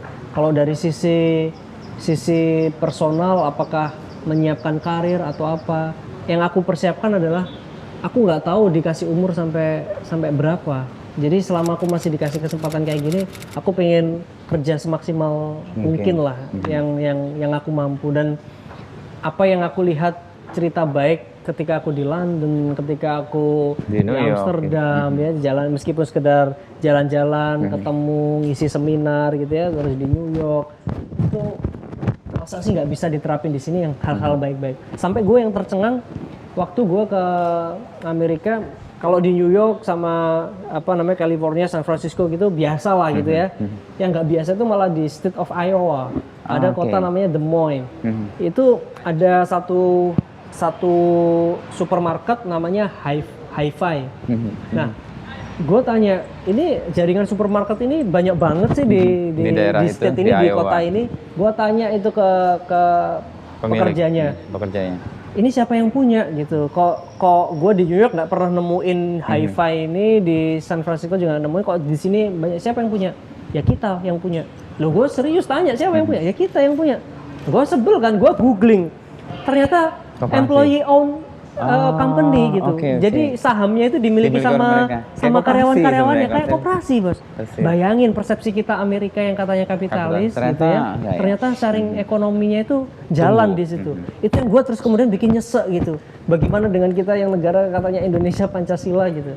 Akhirnya kayak di Trenggalek, Alfamart, Indomart itu boleh berdiri di atas koperasi. Jadi kalau lu franchise license-nya nggak boleh pribadi, tapi harus koperasi. Jadi gue ternyata sekarang kapitalisme oke lah, mungkin kita harus tolak atau batasi. Tapi kalau kapital datang, ya jangan ditolak. Tapi gimana caranya itu bisa kita manfaatkan untuk kemakmuran rakyat. Karena kalau kita bikin koperasi sendiri kayak lu sama gue, bikin lu Inu, gue Ipin gitu, bikin Nupin, koperasi Nupin gitu. Ya belum tentu kemudian koperasi kita bisa jalan secara ekonomi. Karena pasti kalau lu datang dari Jakarta masuk ke Trenggalek, nanti kalau ada koperasi Nupin kita mampir ya, nggak mungkin bilang ke supir lu gitu. Pasti ngomongnya kalau ada ini Mart sama itu Mart gitu kan. Ya biasanya seberang-seberangan atau sebelah-sebelah. Ya, nanti mampir ya gitu. Nah, makanya ini Mart sama itu Mart itu sekarang boleh kolaborasi berdiri dengan adanya sama koperasi. Gue baru keinget lagi. Berarti kegemaran lo untuk keluar atau memetik pengalaman di luar negeri itu bagian untuk menyerap pengetahuan, dan ada kejadian lo kan hilang. Tanya ini itu lagi, kurang ajar tahun lo. 2019. Lo mau mengukut viralnya nggak enak lo. Waktu itu seminggu nggak ada kabar dan kemudian heboh tuh seluruh Indonesia. Itu lo bisa cerita gimana itu ceritanya? Jadi itu kan momen yang berat buat aku karena sibuk ngomongin politik ya. Karena itu pasca Pilgub, di mana waktu itu Mas Emil maju pakai partai apa, gue harus dukung partai mana, itu kan nggak mudah. Terus kemudian Pilpres lagi itu, jadi antara Pilgub dan antara Pilpres. Dekat, ya. Nah, dan waktu itu gue ngerasa tugas gue secara administratif ketika Bupati udah pulang gitu ya, itu insya Allah udah gue beresin lah gitu. Dan aku juga sadar diri bahwa aku bukan dari kelompok yang cendekiawan, yang kemudian punya koneksi. Maka bagi aku sedikit apapun koneksi itu sangat berpengaruh gitu. Makanya gue seneng waktu ada undangan gitu ya, harus ke London School of Economics ya, terus kemudian ke sekolah paling prestis di London di situ, terus ketemu sama teman-teman diaspora dan ada Acir ya teman-teman. Iya, ada Mas Acir, ada anak-anak yang beasiswa di sana. Kan seneng bos berjejaring gitu. Jadi gue manfaatin kesempatan dan memang ya gue pikir kalau nanti izin dan sebagainya dibiayai negara dan sebagainya, padahal ini kebutuhan gue secara pribadi untuk membuka jaringan, meskipun kalau nanti ada manfaat buat Trenggalek ya sudah, biar itu jadi investasi kebaikan gue buat Trenggalek gitu. Jadi lah nggak perlu lah duit negara. Jadi ya udah, kalaupun izin sebenarnya gue takut ini Mas Emil ngizinin apa enggak gitu kan. Terus nanti masih tahap lagi izin ke gubernur, habis itu dibawa ke Mendagri. Sedangkan tiket semua undangan udah, jadi gue udah dikasih tahu lesan undangannya gitu ya via Japri-Japrian. Gue udah nyiapin semua tuh paspor apa. Undangannya gue tunggu nggak dateng. Padahal undangan itu kan yang gue butuh buat izin. Lah ternyata kurang 5 hari undangannya baru turun. Gimana nyiapinnya? Ya udahlah, gua pekerjaan juga beres-beres juga, udah diam-diam kabur gitu aja. Ya yang penting prinsip gua nggak merugiin duit negara, nggak pakai fasilitas negara, pekerjaan waktu itu udah kelar, handle beres. Nah gua ngerti ini habis ini Trenggalek ditinggal Mas Emil nih. Jadi gua harus manfaatin apa ya, kalau dulu Mas Emil masih bisa bantuin kita 100% karena dia in charge di sini kan dengan jaringan internasional dia dan segala macam. Nah ini gue harus punya jaringan gue sendiri untuk bantu Trenggalek, nggak boleh lagi kita ketergantungan gitu. Ketika di sana apa yang lo dapat? Nah ketika di sana kita ketemu sama teman-teman Innovator 4.0. Akhirnya kan diskusi masalah kayak kemarin ada startup namanya Hara itu berusaha memblockchain-kan pertanian. Itu kan sesuatu yang segar gitu kan. Jadi kita ambil lahan percontohannya di sekitar daerah Durenan gitu. Ya meskipun jalannya agak tersendat ketika masa pandemi ini, tapi setidaknya inisiatif-inisiatif itu coba kita uji di sini. Jadi aku pengen Trenggalek ini jadi laboratorium percobaan inovasi-inovasi baik lah. Dan akhirnya kesadaran karena diskusi sama teman-teman kayak begitu, kesadaran terhadap green economy, circular economy, terus gimana sustainable livelihood, itu kemudian embedded, terus kemudian karena perjalanan-perjalanan itu akhirnya kita bisa juga diundang ke Temasek gitu ya. Ngomong sama Center of Livable Cities, gimana Singapura mendorong kotanya lebih ramah lingkungan. Kemudian yang kayak gitu-gitu ya membentuk konstruk berpikir, terus kemudian mengerucutkan visi misi, ya terus ada cerita yang bisa kita share untuk inspirasi OPD. Kalau kita cuma sekedar googling terus kemudian ini di kota ini aja kayak gini kan kita nggak tahu aslinya gimana gitu. Tapi kalau ini kan kita bisa cerita, kita dengar langsung dari native-nya yang di sana, terus kemudian data tambahannya kita bisa explore di in-depth lewat data sekunder yang ada di internet. Kemudian itu kita kita yakin bahwa itu bisa ini jadi kebijakan, kita bisa dan kalau itu nggak lo jalan, nggak ada dapat itu semua nggak dapet, meskipun pakai biaya pribadi dan cuti dari itu nggak bakal dapat kesempatan untuk berjejaring seperti itu. Memang handle waktu itu ribut dan semua orang panik, ini si Ipin kemana gimana waktu itu? Sebenarnya kalau gua ngomongnya panggung politik, waktu itu panggung politik yang bagus buat gua karena kebetulan waktu itu banyak tawaran televisi untuk tampil. Tapi bagi saya ini bukan sesuatu yang perlu dibesar-besarin, masalah gua pribadi ya kan, terus kemudian urusan dalam rumah tangga di Trenggalek, jadi gua no comment aja dah gitu. Ya gua keep di sini aja deh. Karena kalau gua mentingin panggung pribadi dan segala macam, buat apa juga masyarakat Trenggalek dikasih informasi terkait kepergian dan segala macam, terus nanti debat dari sisi aturannya begini, dari sisi itunya begini dan segala macam. Yang penting manfaat baiknya lo bisa terapkan. Iya, yang penting apa yang jejaring yang gue dapat di sana ya sedikit banyak gue tarik di sini. Mungkin hanya baru berupa inisiasi kecil dan segala macam, tapi gue yakin tetap berimpact lah. Itu kan lo berangkat pas saat mau pilpres ya? Mau pilpres. Jangan ada misi khusus di sana. Sorry. Mau pilpres. Ada misi khusus kali nggak? Nggak usah diomong lah kalau itu. Ya kan ada di sana diaspora Indonesia yang butuh soft campaign gitu. Iya. Ya dan gitu lah. Anak muda di sana. Terakhir nih, udah hampir 1 jam lebih kita ngobrol. Soal tokoh, lo kan sering menyebut Bung Karno sebagai, tadi juga lo sebut soal bagaimana perbudakan itu harus dihapuskan, perdamaian harus diwujudkan. Sok politik yang membuat lo yakin, yang tadinya lo anggap politik itu bencekno atau menyebalkan itu, terus kemudian lo yakin bahwa ini jadi tempat untuk lo bisa melakukan ya sedikit banyak perubahan. Salah satunya kan Bung Karno. Apa yang lo bisa petik? Atau dan tokoh siapa yang menjadi inspirator? Kalau Bung Karno itu lebih kepada syukur bahwa satu dari Bung Karno kita bisa tahu tokoh-tokoh nasional lain yang juga menyumbangkan dedikasinya buat bangsa dan negara. Gua kenal Hos Cokro Aminoto ya karena dari baca Bung Karno.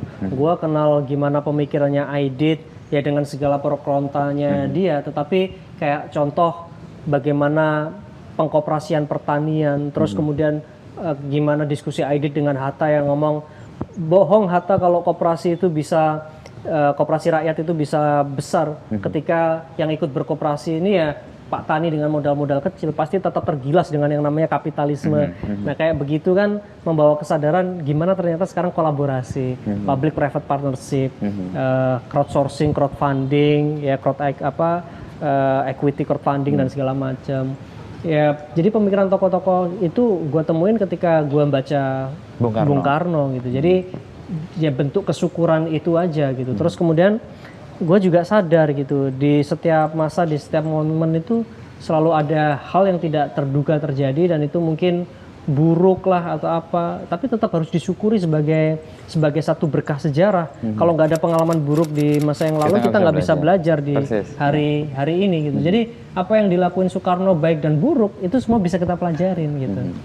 Kita ambil manfaatnya. Iya maksudnya pilihan politik dia baik itu yang benar dan yang salah ya. Contoh ketika dia keluar dari PBB, kemudian mendorong Game of New Emerging Force, kemudian bikin konferensi Konevo yang akhirnya nggak jadi jalan gitu ya karena dia sudah harus berhenti. Terus memburuknya ekonomi Indonesia ketika itu kan juga bisa jadi diambil pembelajaran. Bagaimana geopolitik itu juga menentukan gimana memaintain hubungan agar lu dengan rival nggak digangguin sehingga lu bisa bangun biar kita juga bisa bisa mandiri gitu, tetapi juga lu nggak ditekan. Nah itu kan juga ada ini sikap merdeka itu kan. Iya ada seni di situ yang harus kita pelajari sambil terus berjalan gitu. Jadi itu menariknya Soekarno, aku bersyukur aja karena itu kan tokoh yang paling gampang kita rekognisi, yang kita kenali gitu ya. Siapa yang nggak kenal Bung Karno? Tapi kalau kita gali lebih dalam kita bisa ketemu dengan banyak tokoh, dengan Sudirman, dengan Tan Malaka, dan bagaimana kita ngelihat pengabdiannya mereka itu kadang-kadang kita beliau itu loh udah lebih mulia, udah mengorbankan jiwa raga untuk kemerdekaan, kita tinggal ngisi kemerdekaan masa kayak gini sih gitu. Ya dengan fasilitas yang sekarang ada dan sebagainya ya bentuk pengorbanan yang bisa kita berikan di masa yang sekarang apa gitu. Makanya gue selalu ngomong kalau anak muda dulu memperjuangkan kemerdekaan, di era orde baru anak muda dulu memperjuangkan kebebasan, terus kemudian di era reformasi kita memperjuangkan kemajuan. Nah di era yang sekarang transisi ini kita memperjuangkan keberlanjutan menurut aku. Makanya kenapa Sustainable Development Goals itu jadi salah satu gerbang kemerdekaan baru yang harus kita capai gitu. Dan dunia sedang mengarah ke situ sebenarnya. Dan dunia sedang mengarah ke sana dan kita terikat pada konstitusi kita bahwa ikut melaksanakan ketertiban dunia. Okay. Nah, salah satu pengejawantahan itu berarti kita harus ikut dalam komunitas dunia mencapai cita-cita dunia.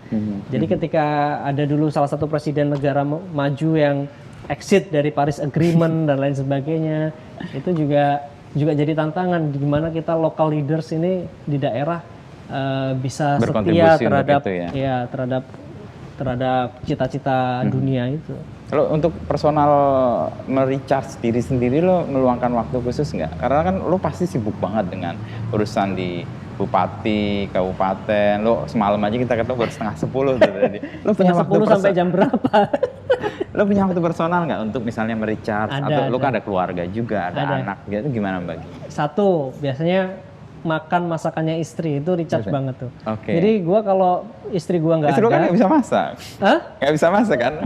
Enggak. Kalau dulu dia nggak bisa masak. Sekarang dia jago. Sekarang dia udah mulai jago. Jadi gua kalau di pendopo tuh nggak pernah mau dimasakin sama orang pendopo. Jadi kalau istri gua nggak ada, biasanya gua minta beli malah. Karena pasti nggak kemakan tuh makanan. Tapi kalau ada istri gua, itu satu itu hiburan yang paling enak tuh masakannya istri. Terus kemudian kedua, memang istri gua tuh kalau di rumah galaknya minta ampun. Oh iya. Maksudnya galak itu ngingetin gua buat kamu nggak boleh gini. Masa baca komen di Instagram, di Facebook udah gini. Itu istri gua yang selalu ngingetin gitu. Itu satu momen. Terus kadang-kadang kalau gua pengen nggak stres, pokoknya pagi hari harus olahraga aja. Terus habis itu main bola. Habis itu futsal atau lapangan gede? Futsal lapangan gede. Terus habis itu main PS. Nah, cuman bos, ada yang nggak bisa dirubah. Kalau kemudian gue udah pagi-pagi gitu ya, melihat Liverpool main habis itu kalah, itu nggak ada yang bisa nolong itu bos. Itu nggak ada yang bisa nolong. Atau ngelihat timnas kalah itu nggak ada yang bisa nolong. Itu BT-nya bisa bertahan berhari-hari. Tapi kan sebagai fans Liverpool udah terbiasa tabah. Ya setidaknya 5 pertandingan ini gua tabah lah, tapi masih nggak habis pikir gitu. Udah tahu backnya udah cedera semua, kenapa nggak berubah formasi atau gimana kayak gitu.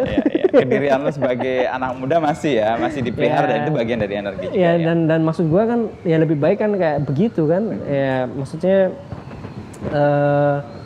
ya sehat juga, refresh juga gitu.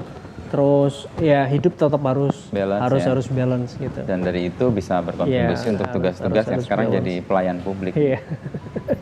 Berat sih menurut gua karena tadi itu konsep orang atau persepsi orang terhadap politisi itu kan udah jelek banget gitu ya.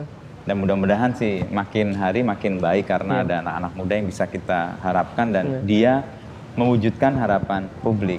Dan gue banyak berharap sama lo, meskipun gue sebenarnya berharap sama orang tuh akan sia-sia, tapi mudah-mudahan ini tidak dan bisa menjadi pegangan nggak hanya gue tapi orang banyak punya keyakinan bahwa oke kok dengan politik kita bisa melakukan hal yang baik. Politik itu mulia.